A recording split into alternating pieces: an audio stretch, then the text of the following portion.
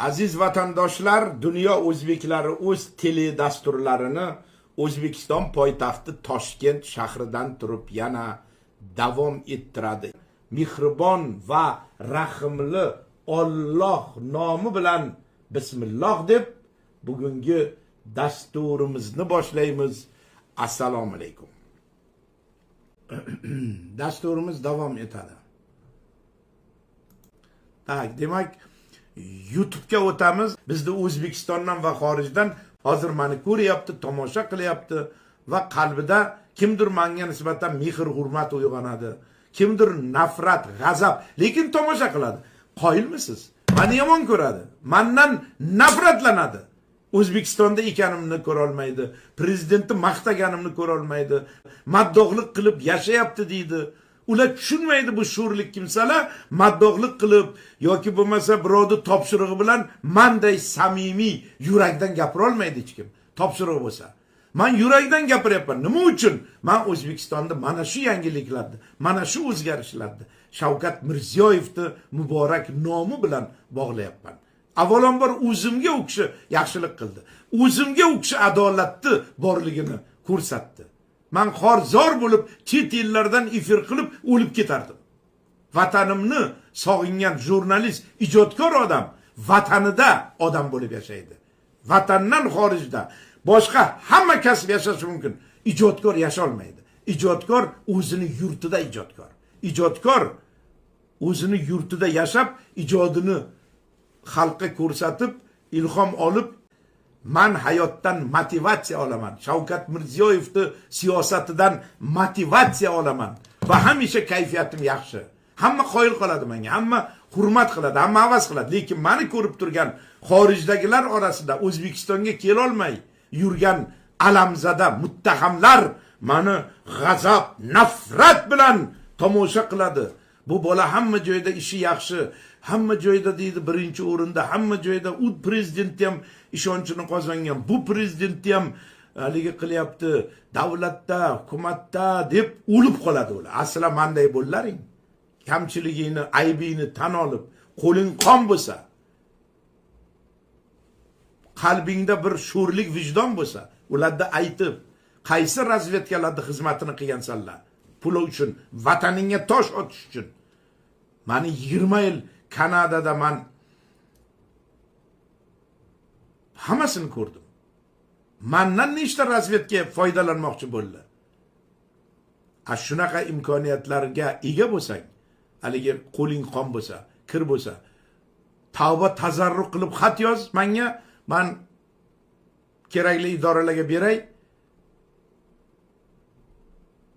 Sana masalani ko'rib chiqaylik. Bo'lmasa nima qilasanlar? Muttahamlik qilib O'zbekistonga tosh otib, oliy rahbariyatni, qarindosh urug'i dohil hammasini ig'vo qilib, shu bilan o'lib ketasan hammang.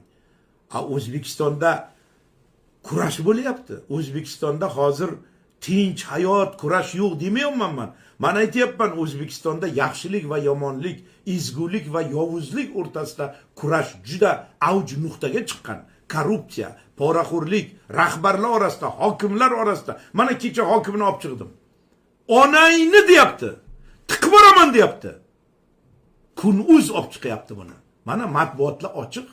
U hokimni men kecha qanday g'azab bilan sanlab, sen jinoyatchisan, sen qamalishing kerak, seni hokim qilganlar ham ketish kerak deyapman.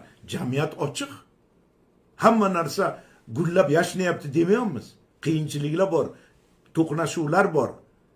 Yaxshilik va yomonlik orasidagi to'qnashuv. Shuni esdan chiqarmalaring. Sallaga qolsa xalq bilan davlatning orasidagi to'qnashuvni orzu qilasan salla. U hech qachon bo'lmaydi. O'zbek xalqi o'zini prezidentidan juda minnatdor. Ana shuni eslaringdan chiqarmalaring. Demak, meni tomosha qilayotganlarda hammasi ham meni yaxshi ko'rmaydi degan ma'noda men bu monologimni aytayapman. Mayli-da. Ularga yoqsak, yoqmasak degan haligi Muhammad Yusuf she'ri bor. Ularga qo'shilib yig'lasharmidik? Biz baxtli bo'lamiz, Xudo xohlasa, Xudo xohlamasa uchrasharmidik deydi. Sizlar kim mana nechi ming nimadan gap chiqdi? 3568 odam, 3,5 ming odam hozir meni tomosha qilyapti. Mayli-da. yaxshi ko'radimi, yomon ko'radimi, men O'zbekiston poytaxtidan turib gapiryapman.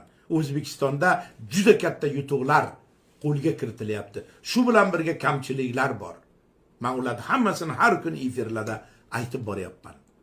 O'zbekiston prezidentiga shon sharaflar bo'lsin. Mana shu prezident g'oyalari atrofida bir tanu bir jon bo'lib o'zining nurli va munavvar manzillari sari dadil ketayotgan o'zbek xalqiga shon sharaflar bo'lsin. Tak, Do'stmurod Suyunib Boysun, Kamolat Marg'ilondan salom, hammalaringga salom. Yulduz Toshpo'latova, yaxshimisiz Ismat aka? Yulduz Toshpo'latova, rahmat. Azam Qurboni, bu kishi kecha nima deb chiquvdilar Yulduz Toshpo'latova? Kim bilan bog'laning dedim. Sizni birinchi marta ko'rganimda yoqmagandingiz. Hozir hamma chiqishlaringizni qoldirmasdan ko'raman. Olg'a O'zbekiston, ishlaringizga omad. Azam Qurbonov, rahmat sizga. Men nimaga yoqtirmaysiz birinchi marta ko'rganda? Birinchi tasavvurlar yolg'onchi degan gap bor. Hozir yoqayotgan bo'lsam, Xudoga shukr. Meni sizga o'xshab yoqtirmaganlar juda ko'p bu dunyoda. Hozir ham juda ko'p. Butun bir batalyon, armiya. Mana hozir meni premo efirimni 4027 kishi ko'ryapti. O'zbekistonda kimni mendan boshqa yana yoki xorijda kimni efirini, premo efirini 4027 kishi ko'radi. 3000, 4000, 5000, 10000, hatto 20000 ko'rdi bir kun, eslaringizda bo'lsa. Kimni? Menga familiyasini aytinglar. Hech kimni. Premo efir payti. Premo efir tugagandan keyin hisob emas. Meni efirimni ko'radi. Men hammaga yoqmayman. Umuman bu dunyoda hammaga yoqish shart emas va hammaga yoqqan odam u bo'lmaydi. U odam yaxshi odam bo'lmaydi. Hammaga yoqishni iloji ham yo'q. Hammaga yoqishni istamayman. Men Ismat Xushov bo'lib qolaman. O'zimni yo'lim va o'zimni aytadigan qo'shiqlarim bor. Endi aziz vatandoshlar, bugungi dasturimizni shu yerda yakunlaymiz. Erta kechqurun yana diydor ko'rishguncha xayrlashamiz va Yo'ldosh Eshbekning o'sha mashhur she'ri bilan yakunlaymiz. Biz baxtiyor bo'lgaymiz, xo'p, bizni zafar quchajak, boshimizda charx aylanib qaldirg'ochlar uchajak deydi Yo'ldosh Eshbek. Hammalaringizga yaxshi kayfiyat tilayman. O'zbekistonimiz tinch bo'lsin, kayfiyatlarimiz doim yaxshi bo'lsin. Davlatimiz rahbari baxtimizga hamisha sog' va omon bo'lsinlar. Xayr.